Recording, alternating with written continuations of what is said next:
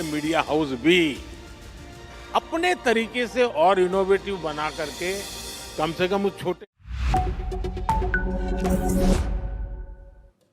Hello and welcome. I'm Joshua Barnes and you're watching NewsX World. Let's first take a look at our top stories.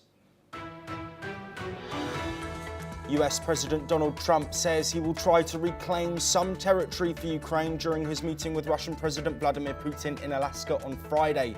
Trump does claim that we'll need to cede land, while he says he will know within minutes if Putin wants to end the war. European leaders and Ukrainian President Volodymyr Zelensky plan to speak with President Trump ahead of this summit, amid fears Washington may impose unfavourable peace terms on Ukraine. Zelensky says there is no sign Russia is preparing for peace. Meanwhile, US President Donald Trump says he is sending 800 National Guard troops to Washington and temporarily taking control of the city's police department. The move bypasses the city's elected leaders and reflects his second-term approach of wielding executive power. This comes as the United States and China extend a tariff truce for 90 days, avoiding triple-digit duties as US retailers prepare for the holiday season. Trump signs an executive order suspending higher tariffs until November the 10th, with all other terms remaining in place. South Korean President Lee Jae-myung will visit the United States this month for his first meeting with President Donald Trump since taking office. The summit on August the 25th will highlight a new trade deal and shared security issues. Australian Prime Minister Anthony Albanese says Israeli leader Benjamin Netanyahu is in denial about Gaza's humanitarian crisis as Australia moves to recognise a Palestinian state at next month's UN General Assembly. Meanwhile, Israel has stepped up Gaza City strikes after Netanyahu vowed to push on with his offensive.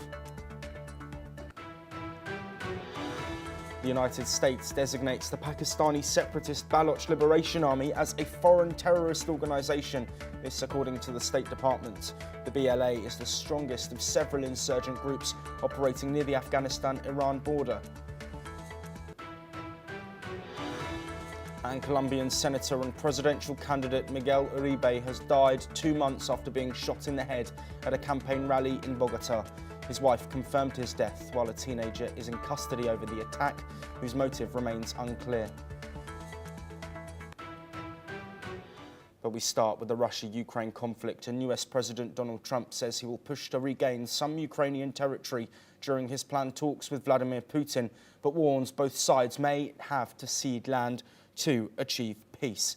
Trump confirmed Ukraine rejected a Russian land swap proposal, yet he still expects what he called a constructive summit.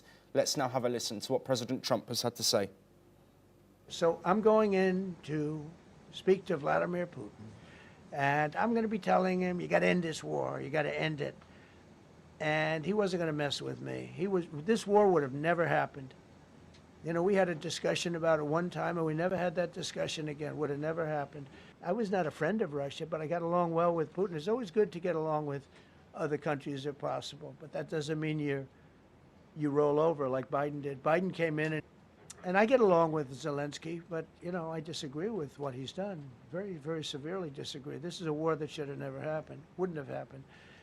But I'll be speaking to Zelensky. The next meeting will be with Zelensky and Putin, or Zelensky and Putin and me. I'll be there if they need, but I want to have a meeting set up between the two leaders. I was a little bothered by the fact that Zelensky was saying, well, I have to get constitutional approval. I mean, he's got approval to go into war and kill everybody, but he needs approval to do a land swap, because there'll be some land swapping going on. I know that through Russia and through conversations with everybody.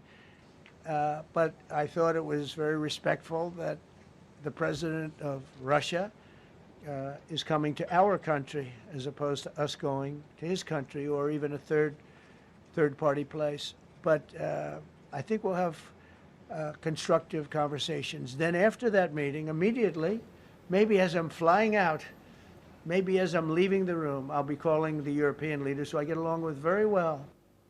Well, this comes as President Trump also hinted that Ukrainian leader Volodymyr Zelensky could join the talks and said his priority will be securing a ceasefire. Zelensky, however, insists there is no sign Russia wants peace, warning that Moscow is moving troops for a new offensive.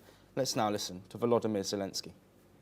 З Україною. Також сьогодні була доповідь розвідки і військового командування про те, на що розраховує Путін і до чого реально готується. Зокрема, це і приготування воєнні. Він точно не готується до припинення вогню і війни. Путін налаштований тільки на те, щоб подати зустріч з Америкою як свою особисту перемогу. І далі продовжувати діяти так, як і раніше. Тиснути на Україну так, як і раніше. On the other hand, European leaders are set to hold talks with Trump ahead of the summit, aiming to coordinate a common approach. The Kremlin says it sees prospects for new trade and cooperation if the meeting goes well. The high-stakes summit could reshape the battlefield or expose the deep divisions that remain.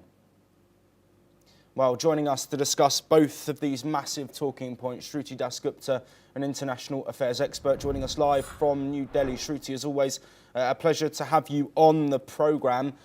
Let's first look at Donald Trump's statement. So much said there, but the main takeaway from this, he acknowledges that there may be concessions of land from both Russia and Ukraine. What does that quite mean, given the fact that Russia has invaded Ukraine and taken around 20% of Ukraine? What is the land that Russia will be conceding?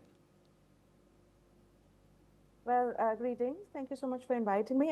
I understand that this is a kind of like a hoax being sold to the rest of the world, that, you know, only Zelensky will not be making the compromise. Putin will also be compromising. The land that they're probably saying that Russia will give up is probably the Ukrainian land that Putin doesn't want to hold, or is not essential for his plans for Ukraine. So this is not a Russian land that they would be giving up. This would be the Ukrainian land. Although there is a Kaliningrad question that keeps propping up, because there's a small sliver of land right there between Belarus, Poland, in that area.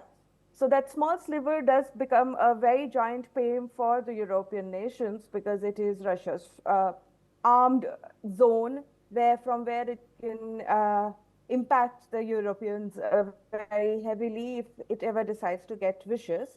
But that's not something that I think Putin will be willing to give up. The only thing that I can see in giving up is the already held Ukrainian land. And mind you, it will not be Crimea. Yes, absolutely. And Shruti, in that instance, Volodymyr Zelensky said categorically that he won't be ceding any Ukrainian land to Russia. Does this rhetoric from Trump and this positive momentum ultimately come down to nothing if Zelensky doesn't want to give up Ukrainian land that was invaded by Russia within the past 3 or so years? Well, Zelensky lost his say at the table when he walked away from the peace deal in 2022, and that too at the urging of Boris of UK. So it basically, at that particular time, it was just Crimea. There was no other land that Putin was holding that was Ukrainian. So he decided to continue this war for now 3 years. That's why we've been calling it Zelensky's war, not Putin's. There was the peace part where he said he does not want NATO there in Ukraine, and Crimea stays with Putin, but the rest of the Europe is quite safe. But when he walked away from that particular peace deal, he ensured that Europe faced this war for 3 whole years, where now Ukraine as a nation is bankrupt. Zelensky does not have popular vote. Hello? Hello, Shruti. Yes, we can hear you okay. Yes, you can hear you. Yes. Something that we've been looking at. So Zelensky, when he says that he's not going to cede land, he doesn't have much water, because this was never his war itself. Whatever Trump says he will do, because without Trump's backing, Putin would be sitting in Kyiv. Yeah, Shruti. Let's now move on to this European conversation that's set to take place with Donald Trump. Zelensky involved potentially as well. Of course, Europe don't want to see huge concessions from Ukraine. They see this as Russian aggression. They see Ukraine as a key safety buffer potentially between Russia and the rest of Europe. Do you think that the EU will have any sway over Donald Trump? As we've seen in the past, Trump speaks to one person and changes his rhetoric. He then speaks to another party in this conflict, and his rhetoric changes once again. Do you think the EU could hold the key here for Ukraine in getting a more favourable deal at a meeting that they potentially aren't even going to be at? Well, for Trump, the bottom line is his profit. And he has said that this is what he does best. He makes deals. So this is, of course, he wants the peace to come because he wants to be the president of peace, which we've seen from the White House handle themselves, peddling out Superman Trump, Peace President Trump, all of those particular rhetorics. So he wants peace, but he wants profits more. So it depends on whether the European nations are willing to pledge more money into the war, which would then funnel the arms lobby, and the Washington, the Pentagon arms lobby nexus would be very happy to allow Trump to walk away from Putin's peace proposals. Of course, any excuse can be used to walk away from the deal, whether he's not happy with the land concessions, he's not happy with Putin's tone of voice, he's not happy with the non-NATO particulars of the deals. So anything can be used to sway Trump as long as the profit line is matched. So I think the European nations know this well, and they have been doing exactly that. The arms lobby has vastly benefited during this entire 3 years of war, and they continue to do so by goading Zelensky, who is a puppet president, and they continue to enjoy the games of war. It's very simple.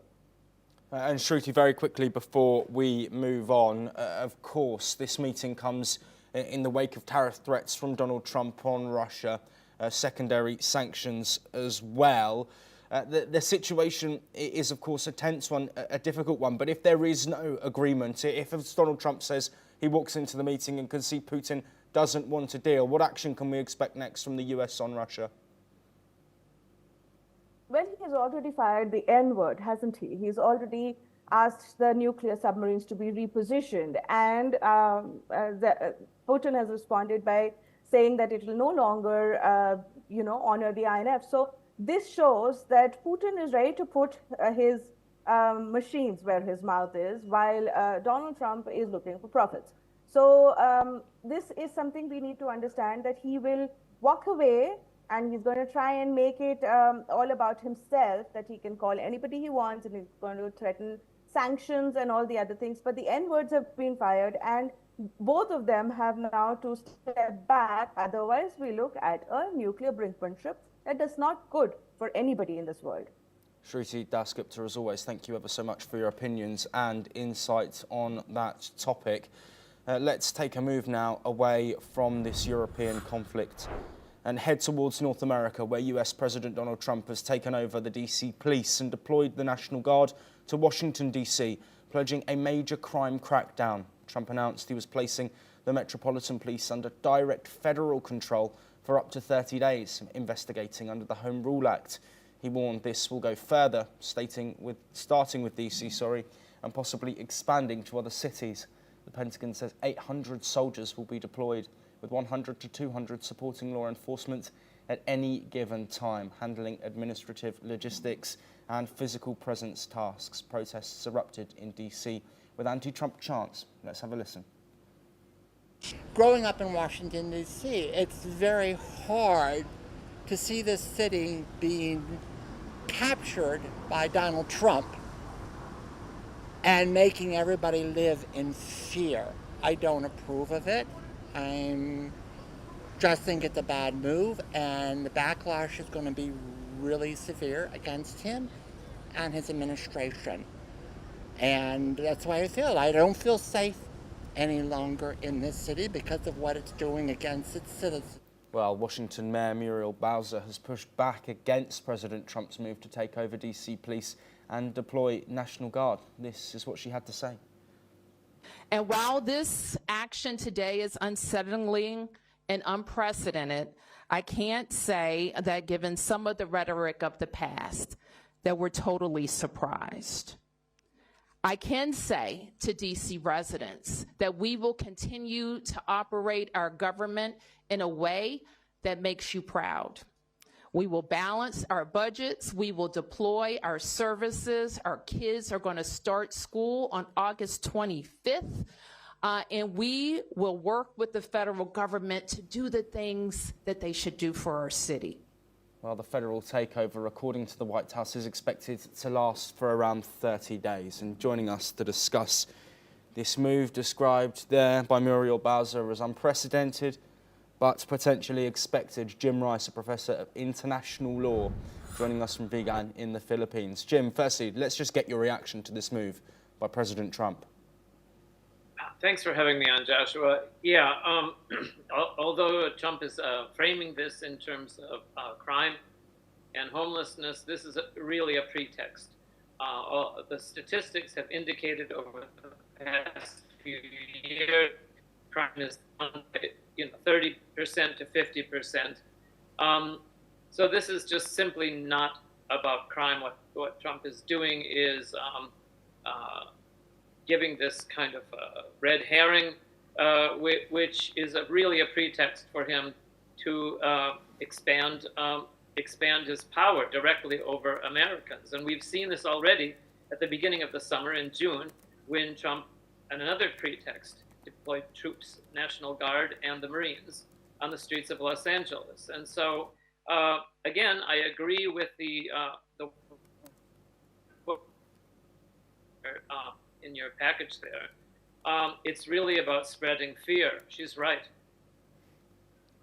Yes, absolutely, Jim. Unfortunately, the signal is not too great, so we are going to let you go. But of course, this move is something that we've seen a similar step taken in Los Angeles, and that, of course, after the protests from arrests of migrants in that state of California, but this a different move, and we will continue to dissect that throughout the day here on NewsX World.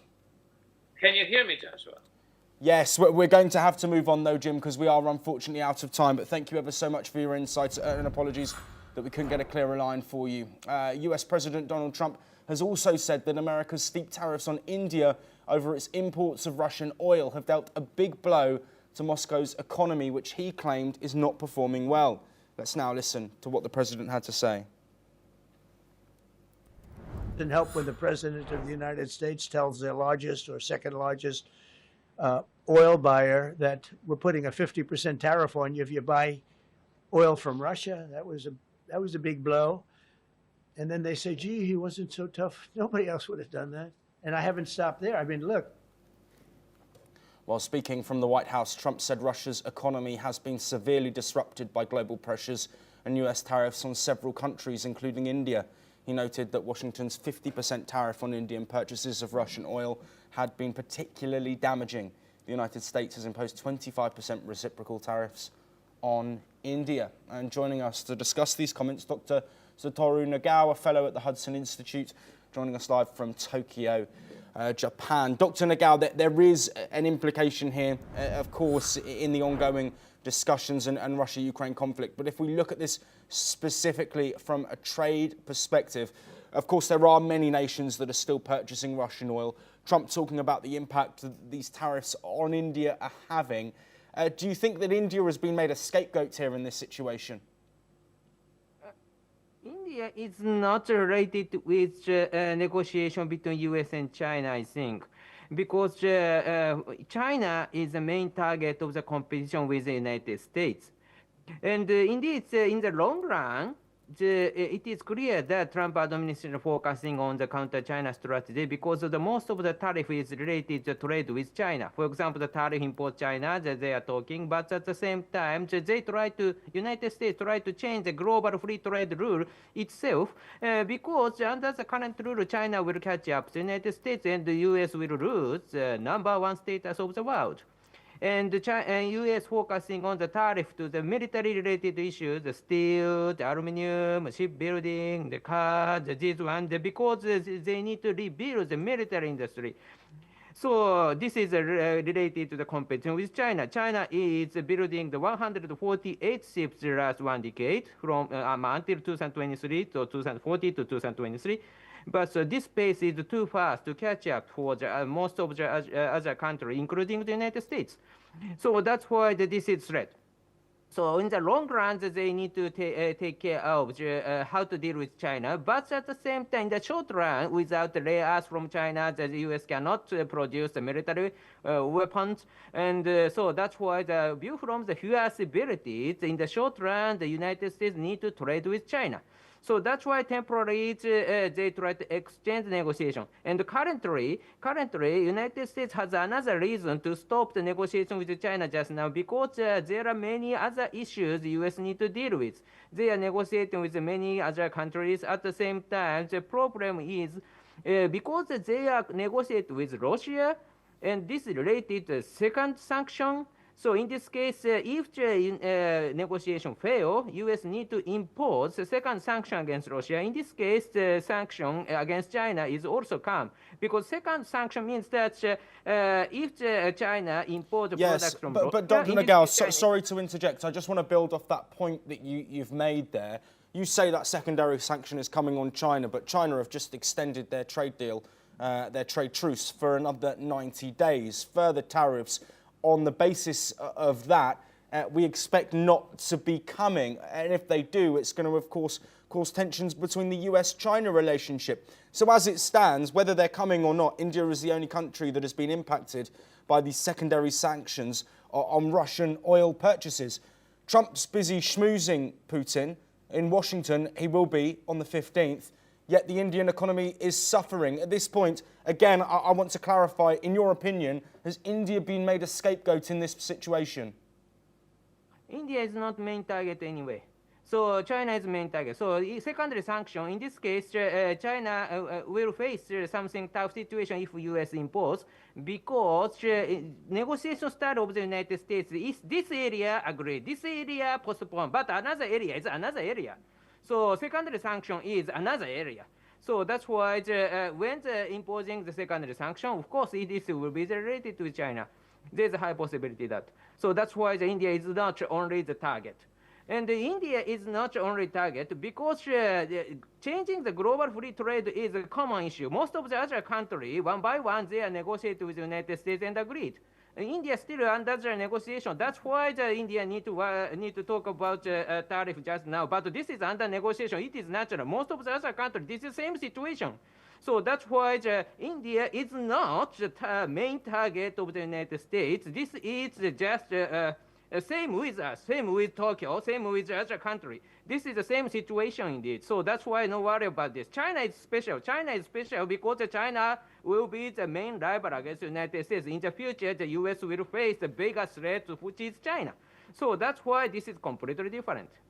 Yes, absolutely. Dr. Nagao, if you please stay with us, we're going to now move and find some more information about that deal between the US and China, because they have agreed to extend their tariff truce by 90 days, this averting a sharp surge in duties that had been set to take effect this week. President Trump announced on his Truth Social platform that he has signed an executive order extending the suspension of higher tariffs until November the 10th, with all other elements of the agreement remaining the same. On being asked earlier by a reporter whether he planned to extend the China tariff deadline, this is what Trump had to say. See what happens. China's been, we've been dealing very nicely with China, as you probably have heard. They have tremendous tariffs that they're paying to the United States of America. And we'll see what happens. They've been dealing quite nicely. The relationship is very good with President Xi and myself. Well, China's Commerce Ministry also confirmed a parallel 90-day suspension on adding US firms to its export control list and unreliable entity list. It also said that it will adopt and maintain all necessary measures to suspend or remove non-tariff actions against the US while retaining an additional 10% tariff rate. This tariff extensions prevents US tariffs on Chinese goods from rising to 145% and Chinese tariffs on US goods from reaching 125%, levels that would have effectively halted trade between the world's two largest economies. Well, joining us once again is Dr. Nagao. Thank you so much for staying with us. Let's keep this brief, Dr. Nagao. We are short on time, but how significant is it that the world's top two economies are not in the midst of a trade war? This trade war is game-changing trade war, historical trade war, that's true. Because United States tried to change the rule itself. The rule is the global trade is common after the Cold War. So in the past, the US and Soviet Union, that's not the rule. That was not the rule, but just now global free trade is the rule. So he tried to change it. President Trump tried to change it. That's true. So that's why this is historical. But if many countries adjust the new situation, they will get the benefit anyway, because the changing environment itself is quite natural, and who adjusts this situation decides who will be the winner. So that's why this is a new environment, that's true, but at the same time, how to adjust is a matter of concern to win the competition. So that is a matter for all of us. Not only the India, but also the other country. All of the countries in the earth need to adjust the new situation, I believe. Thank you.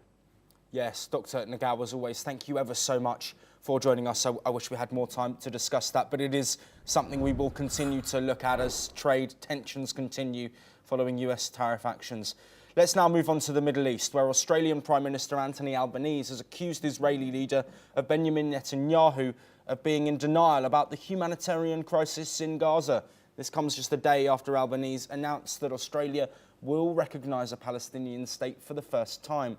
This is what the Australian Prime Minister has said. I've said it publicly and I said it directly to to Prime Minister Netanyahu. The situation in Gaza has gone beyond the world's worst fears. Far too many innocent lives have been lost. The Israeli government continues to defy international law and deny sufficient aid, food and water to desperate people, including children. This vital aid must be allowed to get to the people who need it most. Well, this comes as UN Secretary General Antonio Guterres has condemned the killing of 5 Al Jazeera journalists in an Israeli airstrike. This happened outside Gaza City's Al-Shifa hospital. He called for an independent and impartial investigation. His spokesperson, Stefan Dujarric, said journalists must be respected and allowed to work free from fear or harassment, adding that at least 242 journalists have been killed in Gaza since the war began. The EU has also condemned the attack, naming the victims, including Al Jazeera correspondent Anas al-Sharif. Israel admitted to the strike, alleging al-Sharif was a member of Hamas, a claim rejected by Al Jazeera and the journalist himself. Protesters in Ramallah rallied against the targeting of journalists. Well, joining us to discuss these points, Professor Amin Saikal, a senior fellow at the S. Rajaratnam School of International Studies and the Nanyang Technological University, who's joining us live from Canberra. Thank you ever so much, Professor Saikal, for taking the time to speak with us. We don't have too much longer, but let's look at these comments from Anthony Albanese slamming Netanyahu. What are your thoughts? Well, I think the Australian Prime Minister has said the right things, and I think they are very much close to the truth of what's been happening in Gaza. And I think that a level of starvation and a level of killings have just reached an intolerable degree. And therefore, it's not only the Australian Prime Minister, but also many leaders of other members of the Western Alliance have come out and said that they've condemned Israeli actions, and also they've said that they would recognize the Palestinian state. Yes, absolutely. And then looking at this reaction to the killing of 5 journalists that have been reported in Gaza, of course, Israel saying that this Al Jazeera journalist was a member of Hamas is denied by Al Jazeera and the journalist himself. This blame game of one side saying one thing and the other side saying something different. Where does the truth fall, and at what point is there acknowledgement for mistakes potentially made by the Israeli army in their operation against Hamas in Gaza? Well, it's not the first time that Israel has killed 5 journalists. I mean, overall, over the last 20 months, something like over 170 journalists have been killed, and most of them been targeted by Israeli Defense Forces. Israel has only admitted this one and probably one more, but otherwise it's been in denial, just as it's been denial about the starvation in Gaza and about the number of people, innocent people being killed in that strip, and also the degree of demolition that Israeli forces have inflicted upon Gaza. So I think Israel has been in denial about most of the things, and therefore at this stage it's very difficult to really take Israeli words very seriously. Yes, absolutely. I wish we had more time, Professor Ramin Saikal, but unfortunately that is the end of the programme. We will continue to bring more updates on all of the breaking international news. Please stay tuned. Thank you.